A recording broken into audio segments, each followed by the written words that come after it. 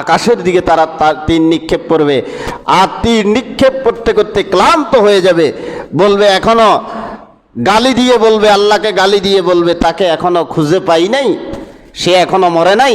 আল্লাহ পাক ফেরেশতাদেরকে বলবেন এরা আমার বান্দা, আমাকে গালিগালাজ করলো, এদেরকেও আমি বানাইছি, তৈরি করেছি। কাজেই ক্লান্ত হয়ে গিয়েছে, একটু রক্ত তাদের তীরে লাগিয়ে দাও, যাতে করে তারা অন্ততপক্ষে এত কষ্টের পরেও, আমার গোলামি না করার পরেও, আমাকে গালিগালাজ মন্দ কথা বলার পরেও তারা যাতে একটু স্বস্তি পায়, এজন্য তীরের মধ্যে রক্ত লাগিয়ে দাও। সুবহানাল্লাহ। ফেরেশতারা তীরের মধ্যে রক্ত লাগানোর পরে তীর যখন নিচের দিকে ফিরে আসবে, তারা এখন উচ্চস্বরে আওয়াজ দিয়ে বলবে, ও ভূপৃষ্ঠের মানুষ, এক সময় তোমরা জুলকারনাইনের মাধ্যমে আমাদেরকে প্রাচীরের মধ্যে আবদ্ধ করেছ, আমরা হাজার হাজার বছর প্রাচীরের ভিতরে আবদ্ধ ছিলাম, দুনিয়ার কোনো স্যাটেলাইট পর্যন্ত আমাদেরকে খুঁজে বের করার সুযোগ হয় নাই, আল্লাহ আমাদেরকে সুযোগ করে দেয় নাই, সমস্ত মানুষকে হত্যা করলাম, জমিনের পানি নিঃশেষ করলাম, শেষ পর্যন্ত আল্লাহকেও হত্যা করে আমরা সাকসেসফুল হইলাম। লক্ষ লক্ষ মানুষকে জবাই করে হত্যা করে এগুলো গোস্ত রান্না করে তারা ভক্ষণ করবে, অথচ তারাও কি মানুষ, তারাও কি মানুষ। সেই মহান রব্বে করিমের শুকর গুজার করে নিচ্ছি আলহামদুলিল্লাহ। যেহেতু সামনের কোরবানি আমাদের নিকটবর্তী, কোরবানির আলোচনা আমরা বেশার কম অনেকেই জানি। আলামাতুল কিয়ামা যেই বিষয়গুলো, এগুলো আমরা জানলে পরেও অত গভীরভাবে জানি না, এজন্য আমরা কয়েক সপ্তাহ, আজকে ইনশাল্লাহ আমরা শেষ করে দিব ইয়াজুজ মাজুজের আলোচনাটা। যেই সভ্যতাটা মানুষ সম্প্রদায়ের জন্য অত্যন্ত ভয়ঙ্কর ভাবে আবির্ভূত হবে, গোটা মানব সভ্যতার জন্য যারা ভূপৃষ্ঠে আছে তাদের নিরাপত্তা, শান্তি, শৃঙ্খলা, জীবন হানির মতো ভয়ঙ্কর ঘটনা এই জাতি পৃথিবীর সভ্যতার উপরে নির্যাতনের স্টিম রুলার চালাবে। এজন্য আমরা আজকে কোরআন ও হাদিসের আলোকে তাদের অবস্থান সম্পর্কে কিছু জানার চেষ্টা করব এবং তাদের ভয়ঙ্কর স্বভাব সম্পর্কে জানার চেষ্টা করব। আমরা যারা জীবিত আছি, আমাদের অবর্তমানে আমাদের আগত সন্তানেরা আমাদের ছেলের মাধ্যমে, আমাদের মেয়ের মাধ্যমে যেই সমস্ত সন্তানগুলো পৃথিবীতে আসবেন, যাতে করে আমরা বাড়িতে কিয়ামতের আলোচনাগুলো যারা এখানে শুনি, বাড়িতেও আমাদের মা বোনদেরকে শোনানোর চেষ্টা করব। আল্লাহ রাব্বুল আলামিন আমাদেরকে এই ভয়ঙ্কর জাতির ফিতনা থেকে যদি আমাদের হায়াতে এসে যায়, ঈমান ও আমলের সাথে তাদের ফিতনা থেকে বেঁচে থাকার তৌফিক দান করুন। এরা আছে কোথায়? ইয়াজুজ মাজুজের অবস্থান কোথায়? মুফাসসিরিনে কেরামগণ সূরাতুল কাহাফের 93 নম্বর আয়াতে কারিমার আয়াতকে বিশ্লেষণ করে তারা উপনীত হলো যে জুলকারনাইন আলাইহিস সালাম দুই পাহাড়ের পাদদেশে লোহা এবং তামা দিয়ে বিশাল প্রাচীর, সুদৃঢ় প্রাচীর স্থাপন করে দিয়েছেন। বিজ্ঞানের মতামত অনুসারে লোহা এবং তামাকে যখন একসাথ করে কোনো প্রাচীর নির্মাণ করা হয়, ওই প্রাচীর এক সময় সবুজ আকার ধারণ করে।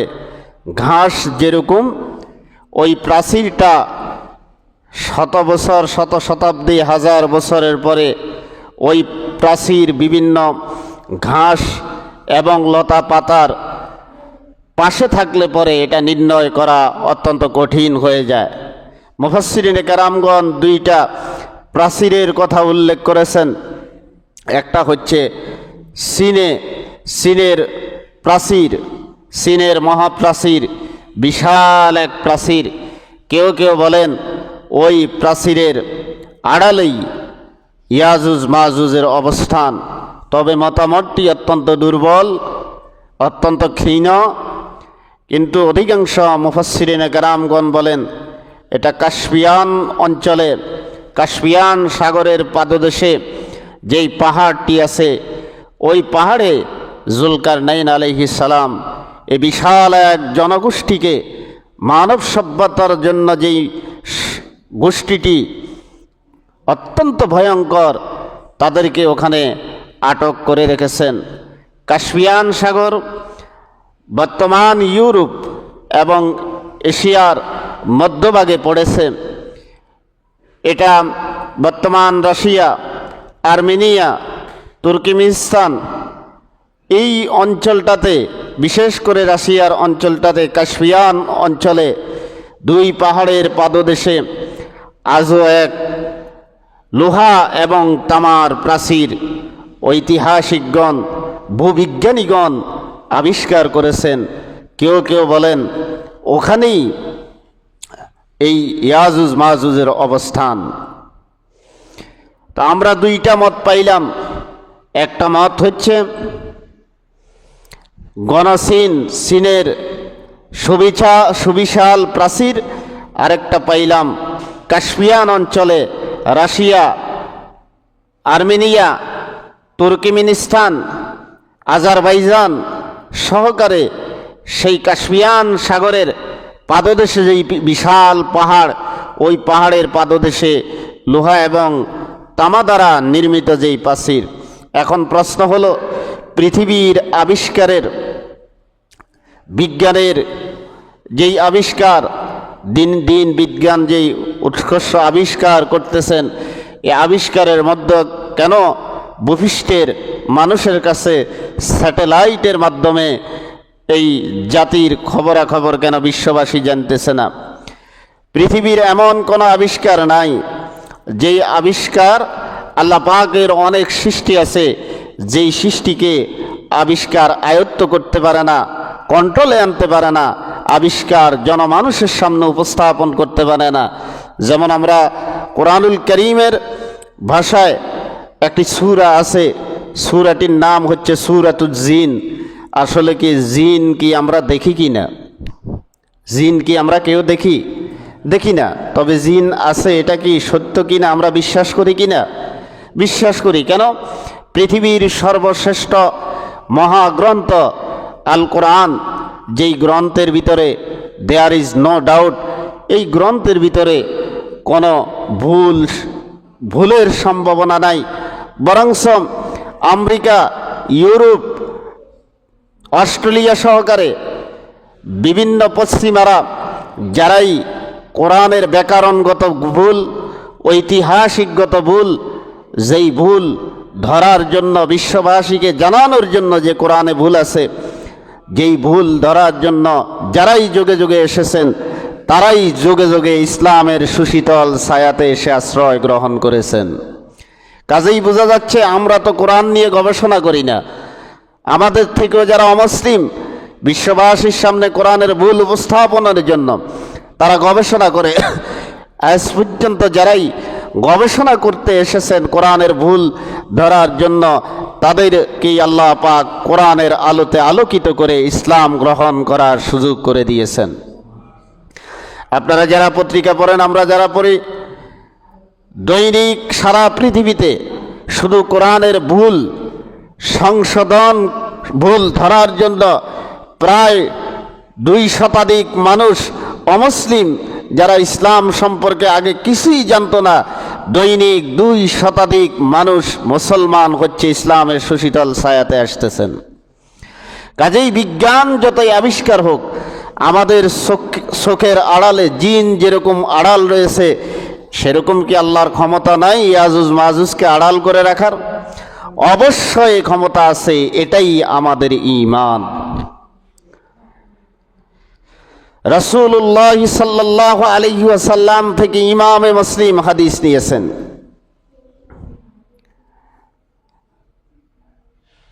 নওয়াজ বিন সামআন রাদিয়াল্লাহু তাআলা আনহু হাদিসের রাবি, তিনি বলেন যুলকারনাইন আলাইহিস সালাম, আমরা ইতিপূর্বে জুমাতে আলোচনা করেছি, সাইরাস দা গ্রেট জুলকারনাইন হওয়ার সম্ভাবনা প্রবল। আর জুলকারনাইন কর্তৃক যেই পাহাড়টি লোহা এবং তামা দ্বারা নির্মিত হয়েছে, এই পাহাড় তারা কাটে অথবা জিহ্বা দ্বারা কাটে অথবা জিহ্বা দ্বারা চাটে। তারা সকাল থেকে কিছু তাদের সদস্যরা এই কাজে নিয়োজিত থাকে, আর যারা বিভিন্ন অন্যান্য যারা আছে তারা দৈনন্দিন কাজগুলো করে। সন্ধ্যা অবধি তারা এই দেওয়াল, এই প্রাচীর ভাঙার কাছাকাছি চলে যায়। তারা বলে দীর্ঘ প্রায় 12, 13, 14 ঘন্টা পর্যন্ত এটা যখন করলাম আমরা দুর্বল হয়ে গিয়েছি, আগামীকাল এসে পরে প্রাচীরের বাকি অংশ আমরা ভেঙে ফেলব। কিন্তু আল্লাহ পাকের মেহেরবানি, তারা যখন তাদের আবাসস্থলে ফিরে যায়, ওই যে প্রাচীরটা তারা একেবারে ভাঙার কাছাকাছি অবস্থায় চলে আসে। আবার সকালবেলায় এসে দেখে পূর্বের ন্যায় প্রাচীরটা আবার নতুন করে আল্লাহ পাক তৈরি করে দিয়েছেন। এভাবে চলতে থাকে। রাসূল করিম সাল্লাল্লাহু আলাইহি ওয়াসাল্লাম বলেন, এমন এক সময় আসবে তারা সন্ধ্যাবেলায় যখন এই অবস্থায় দেখবে বিরক্ত হয়ে যাবে।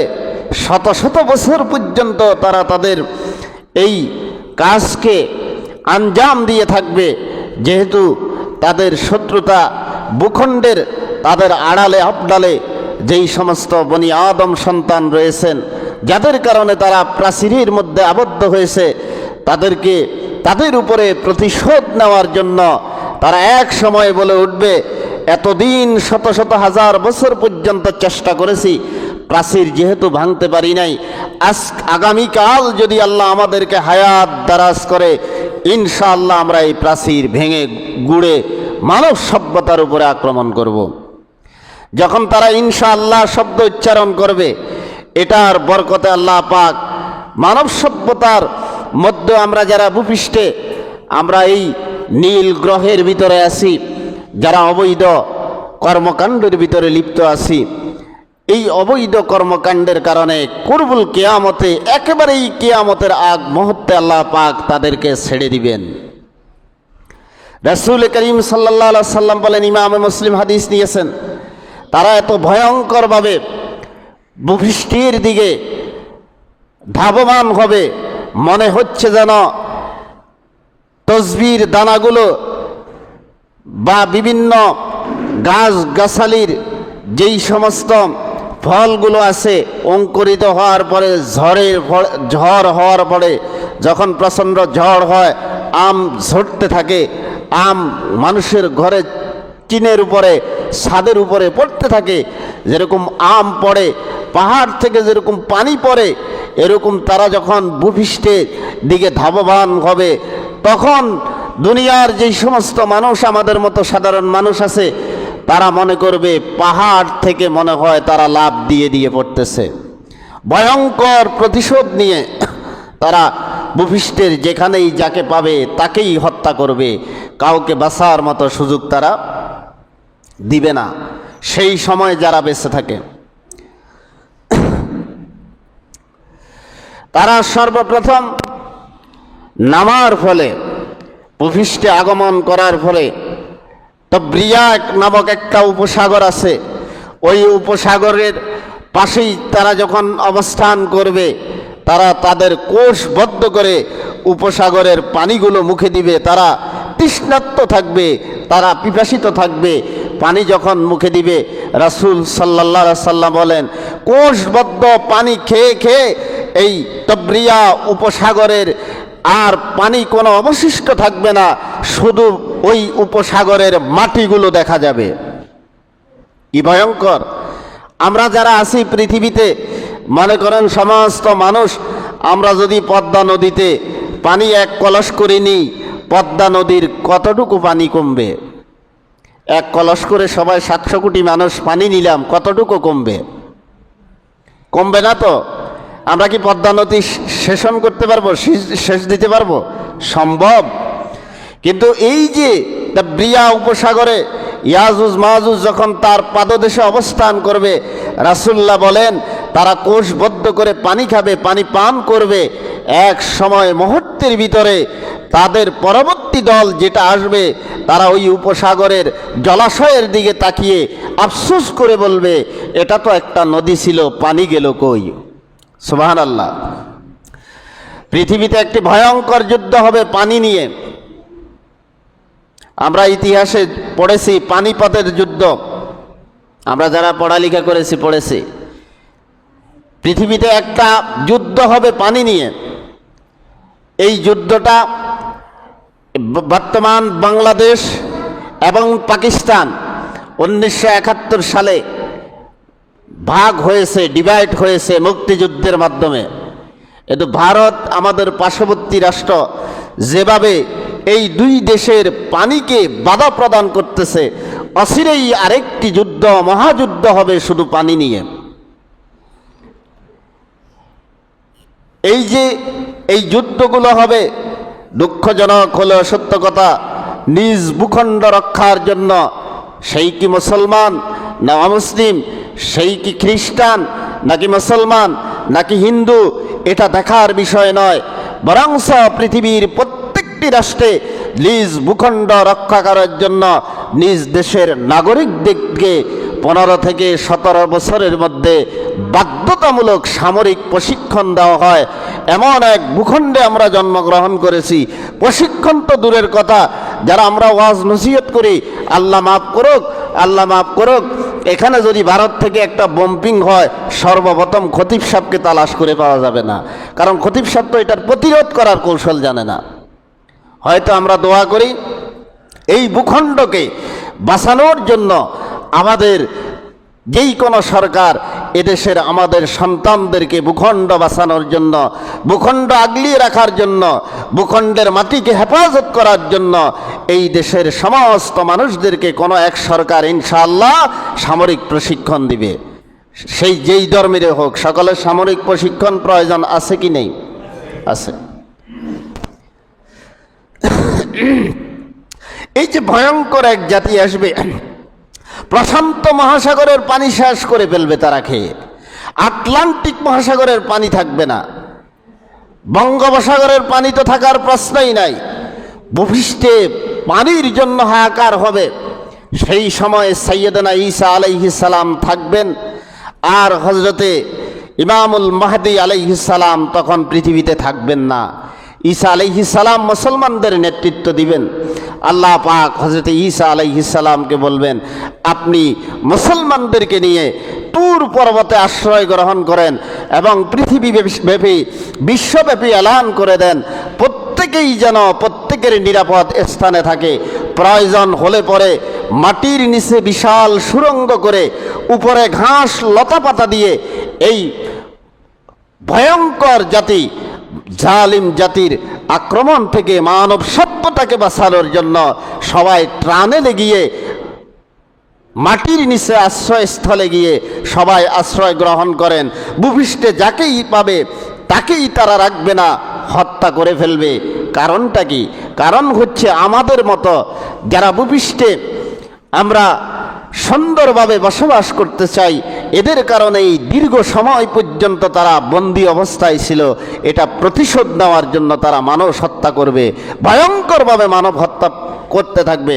এমন আরো ভয়ঙ্কর, তারা এত প্রতিশোধ পরায়ণ হবে, লক্ষ লক্ষ মানুষকে জবাই করে হত্যা করে এগুলো গোস্ত রান্না করে তারা ভক্ষণ করবে।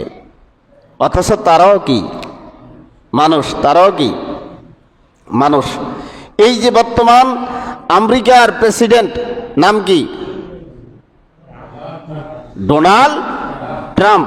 আপনারা জানেন এখন আর কোনো সংবাদ গোপন থাকে না। এই ডোনাল্ড ট্রাম্প এবং তার এক সহযোগী সারা পৃথিবী থেকে বিভিন্ন বাচ্চা বাচ্চা মেয়েদেরকে নিয়ে এদেরকে ধর্ষণ করত, মদ্যপান করে এই ধর্ষণ লীলা করে এই মেয়ে শিশুকে হত্যা করে এর গোস্ত রান্না করে তারা খাইতো। আর এর ভিডিওটা আছে ইসরায়েলের কাছে। এজন্য ইসরায়েল তাকে টোপ ফেলিয়ে ইরান যুদ্ধের ভিতরে ধাবিত করেছে। তুমি কিছু করলে ভিডিও ছাড়ি দিব, ওরে বুঝেও না।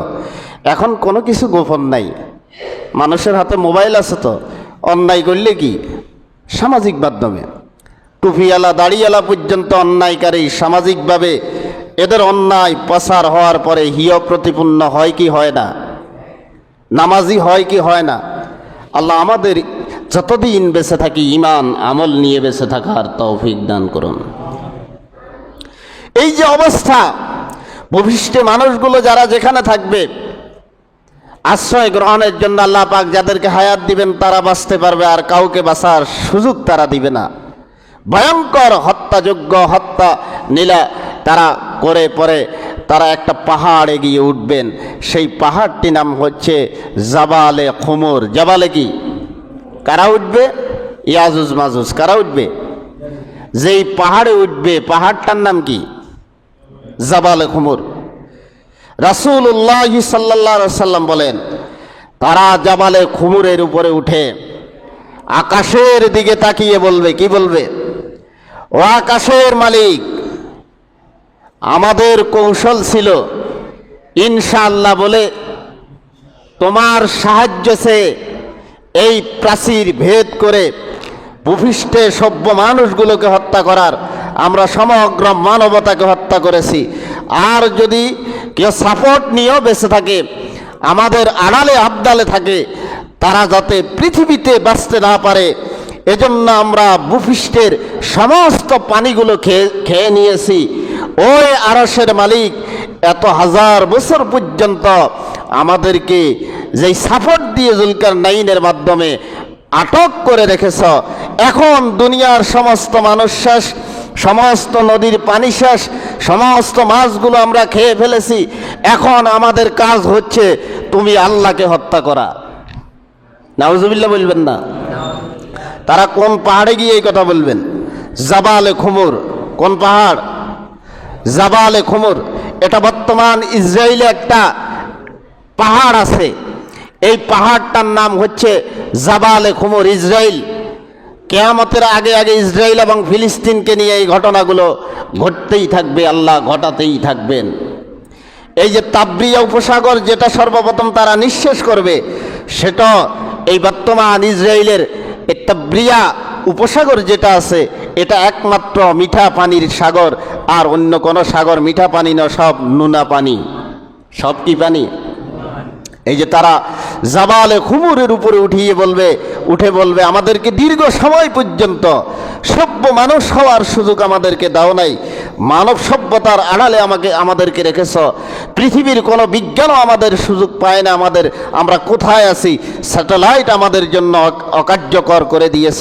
কাজেই যেই মানব সভ্যতার জন্য হাজার হাজার বছর পর্যন্ত আমরা আটক ছিলাম, ভূপৃষ্ঠে আর একজন মানুষও নাই, পানিও নাই, মাছও নাই, কোনো কিছু অবশিষ্ট রাখি নাই, এখন তুমি আল্লাহ বাকি রইছ, তোমাকে আমরা হত্যা করব। নাউজুবিল্লাহ। তারা ওই জাবালে খুমুরের উপরে দাঁড়িয়ে আসমানের উপরে তীর নিক্ষেপ করবে। কারা? ইয়াজুজ মাজুজ। কারা? কাকে হত্যা করার জন্য? আল্লাহ পাককে হত্যা করার জন্য। নাউজুবিল্লাহ।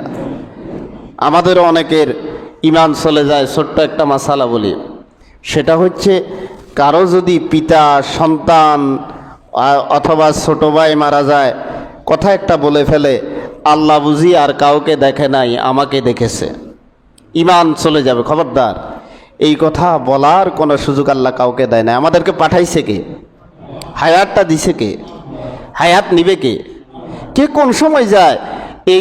এই সুযোগ আল্লাহ কাউকে জানার সুযোগ, যদিও আমাদের প্রত্যেকের কপালে আমাদের হায়াতটা লেখা আছে।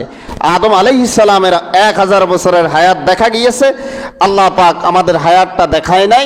এই জন্য যদি আমাদের কেউ 47 বছর বাঁচে, এখন 46 বছর আছে, অথবা জীবনের প্রথম থেকে যদি দেখে 47 বছর বাঁচবে, সেই 25 বছর বাঁচবে, 20 বছর বাঁচবে, 15 বছর বাঁচবে, সেই দুনিয়াতে স্থিরভাবে জীবন যাপন করতে পারত না।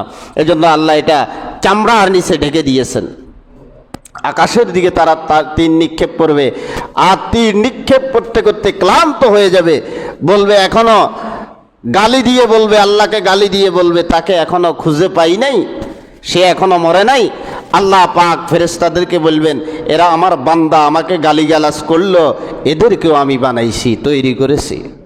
কাজেই ক্লান্ত হয়ে গিয়েছে, একটু রক্ত তাদের তীরে লাগিয়ে দাও, যাতে করে তারা অন্ততপক্ষে এত কষ্টের পরেও, আমার গোলামি না করার পরেও, আমাকে গালিগালাজ মন্দ কথা বলার পরেও তারা যাতে একটু স্বস্তি পায়, এজন্য তীরের মধ্যে রক্ত লাগিয়ে দাও।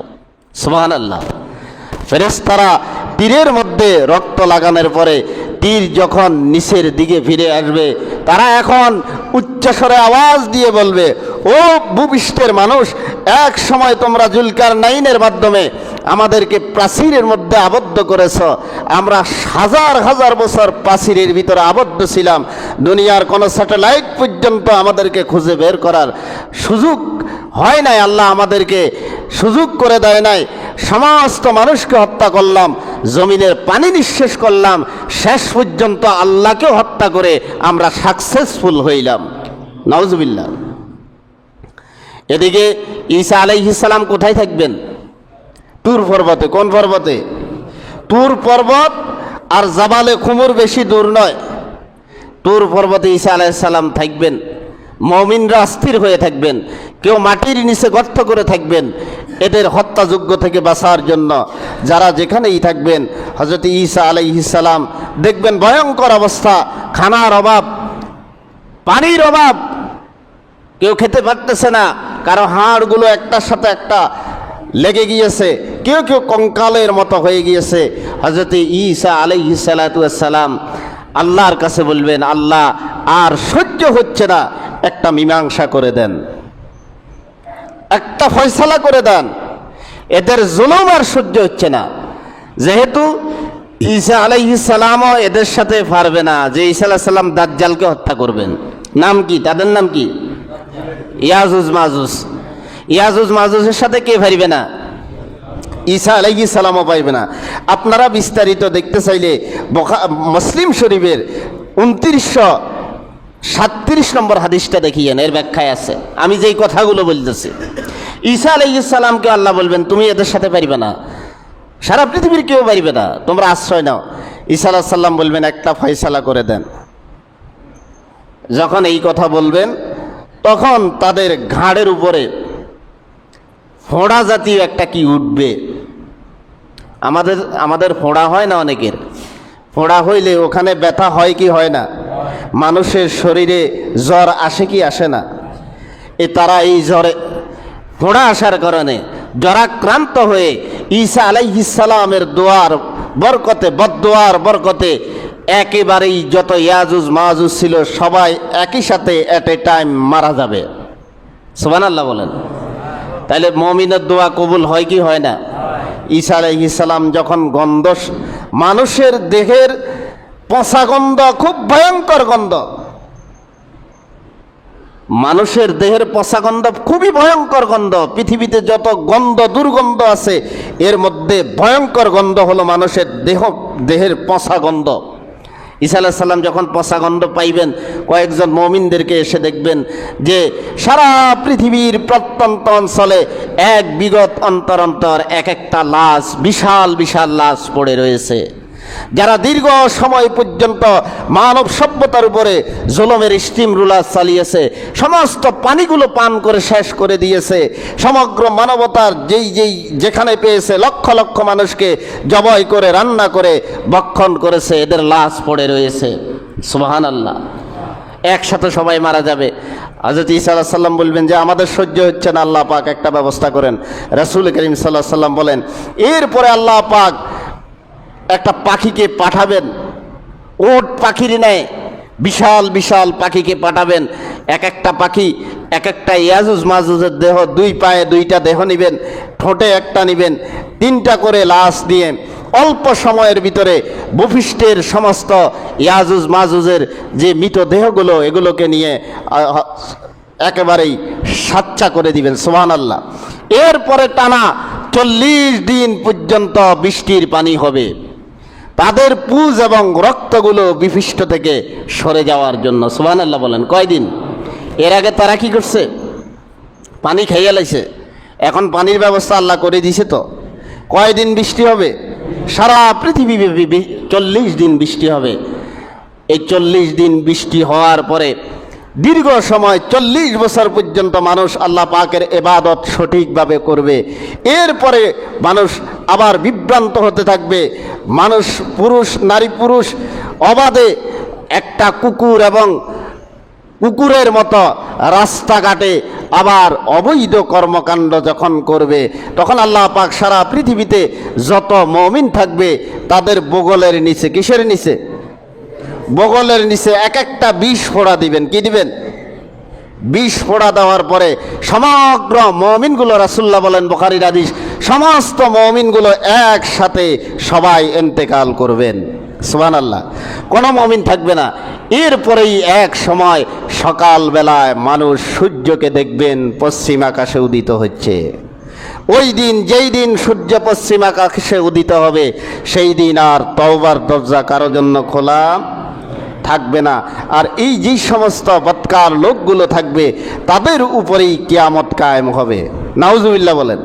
কোন ইমানদারের উপরে কিয়ামত কায়েম হবে না। কোন ইমানদার থাকাকালীন আল্লাহ পৃথিবীকে ধ্বংস। আমরা এটার এক্সাম দেখি। আপনারা যদি বাংলাদেশের বিভিন্ন পার্কগুলো যান, পার্ক আসেনি? পার্ক দুই একটার নাম বলেন না।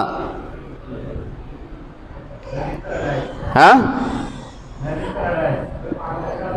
ঢাকাতে একটা আছে না, এটার নাম কি? রমনা পার্ক। এভাবে ঢাকা আপনার মুক্তিযুদ্ধ জাদুঘর, রমনা পার্ক, স্মৃতি সৌধ, এখানে যদি আপনারা এখনো গিয়ে দেখেন, দেখবেন জনমানুষের সামনে কি সমস্ত নোংরামি আর ঘৃণিত কাজগুলো হচ্ছে। আমি নিজের চোখে দেখছি। আপনারা দেখছেন? লজ্জা গেল কোথায়? আচ্ছা বলুন তো, যারা ওখানে এই সমস্ত নোংরামিগুলো করে তারা কি স্বামী স্ত্রী? এটা কি সম্ভব? একজন স্বামী তার স্ত্রীর জন্য যেই কাজগুলো করার দরকার সেটা পার্কে যাওয়ার প্রয়োজন আছে? এই যে নোংরামি কাজগুলো হবে কিয়ামতের আগে, সর্বশেষ সময়। এখন তো নোংরামি চলতেছে। যেরকম কুকুর রাস্তাঘাটে সরাসরি যৌন মিলন করে, কিয়ামতের আগে মানুষ এরকম করবে। একটা মেয়ে তার বাবার কাছে নিরাপদ থাকবে না। এটা হইতেছে তো।